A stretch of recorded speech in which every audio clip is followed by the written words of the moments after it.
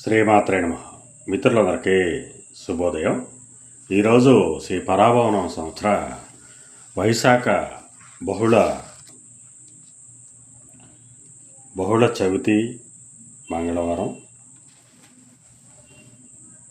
ఈరోజు జ్యేష్ఠ నక్షత్రం ఉదయం 10:42 వరకు ఉంది. తదుపరి మూల.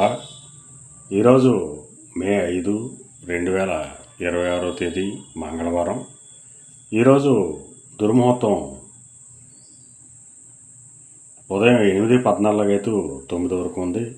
మరలా తిరిగి దుర్ముహూర్తం రాత్రి 10:40 11:32 వరకు కూడా దుర్ముహూర్తం ఇవ్వడం జరిగింది. ఈరోజు పంచాంగరీత్యా ఈ రకమైనటువంటి ఫలితాలు గోచరిస్తున్నాయి. అలాగే ఈరోజు నక్షత్రాలైనటువంటి జ్యేష్ఠ, మూల నక్షత్రాలు ఎవరికి తారాబలం కుదురుతుందో మనం పరిశీలించినట్లయితే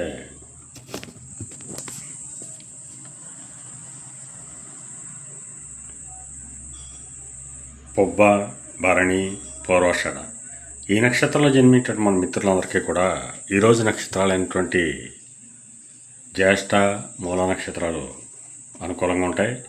అందువలన ఇప్పుడు చెప్పుకున్నటువంటి నక్షత్ర జాతకులందరికీ ఈరోజు శుభకరంగా ఉండే అవకాశం ఉంది. అలాగే ఈరోజు రాశి ఫలాలను మనం పరిశీలించినట్లయితే మేషరాశిలో జన్మించిన వాళ్ళకి పితృరాజధానికి సంబంధించి శుభవార్తలు అంటారు. వృషభ రాశిలో జన్మించిన వాళ్ళకి అనారోగ్య సూచన, ధన వ్యయం కలుగుతుంది. మిథున రాశిలో జన్మించిన వాళ్ళకి కళత్రపూర్వక ధనలాభం కలుగుతుంది. కర్కాటక రాశిలో జన్మించిన వాళ్ళకి సంతానానికి సంబంధించిన శుభవార్తలు అంటారు. సింహరాశిలో జన్మించిన వాళ్ళకి ఆకస్మిక ప్రయాణాలు చేయాల్సిన అవసరం ఉంటుంది. కన్యా రాశిలో జన్మించిన వాళ్ళకి ఆకస్మిక ప్రయాణాలు చేయాల్సిన అవసరం ఉంటుంది. తులారాశిలో జన్మించిన వాళ్ళకి పరాక్రమంతో ఆదాయ వనరులు ఏర్పడతాయి. వృశ్చిక రాశిలో జన్మించిన వాళ్ళకి ధనాదాయం వృద్ధి చెందుతుంది. ధనురాశిలో జన్మించిన వాళ్ళకి ఆరోగ్యం చేకూరుతుంది. మకర రాశిలో జన్మించిన వాళ్ళకి అనారోగ్య సూచన, ధన వ్యయం, కార్యటంకాలు ఏర్పడతాయి. అలాగే కుంభరాశిలో జన్మించిన వాళ్ళకి చేసేటువంటి వ్యాపారాలు లాభసాటిగా సాగుతాయి.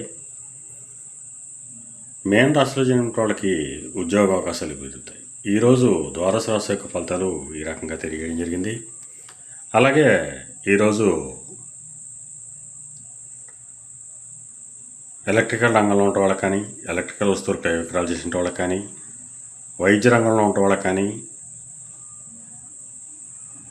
మత్తుపానాలు క్రయ విక్రయాలు చేసిన వాళ్ళకి కానీ, జీవసామాన్య వ్యాపారాలు చేసిన వాళ్ళకి కానీ ఈరోజు మిక్కిలి శుభదాయకంగా లాభదాయకంగా ఉండే అవకాశం ఉంది. అలాగే ఈరోజు మంగళవారం. అందువలన ఆ సుబ్రహ్మణ్యేశ్వర స్వామిని, షణ్ముఖిని తేనెతో కానీ చిరకరసంతో కానీ అభిషేకించినట్లయితే సర్వశుభాలు కలుగుతాయని చెప్పి శాస్త్రీత్యా తెలియజేయడం జరుగుతుంది. అలాగే మరలా రేపు శుభోదయం కార్యక్రమంలో మరిన్ని విషయాలు తెలుసుకుందాం. అంతవరకు మన మిత్రులందరికీ మరొకసారి శుభోదయం. ఇట్లు మీ పెద్దబాబు సిద్ధాంతి, గొల్లల మామిడాడ.